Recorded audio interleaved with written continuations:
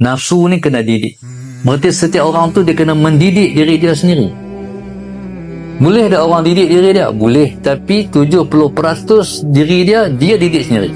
30% main ngaji, tok guru ajak, bagi pedoman, dengar hadis Rasulullah, dengar ayat Quran, dibaca oleh para ulama, dipandu. Tapi 70% diri sendiri kena bentuk. Kalau kita sendiri tak bentuk diri kita, kita tak mungkin boleh jadi baik. Tak mungkin. Itu dia panggil mujahadatun nafsi, bermujahadah melawan diri. Kita kalau malas kita buat ibadat, tahu tak? Waktu duha ada sembahyang duha, tahu tak? Tahu? Siapa tak buat?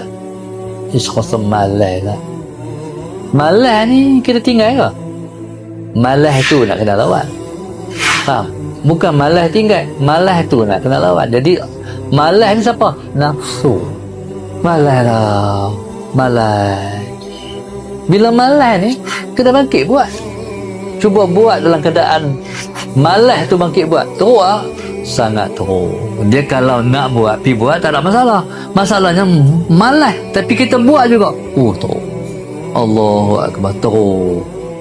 Jadi bila teruk ni, apa kesan bila teruk tu? Pahala berganda-ganda. Pasal apa? Sebab menang.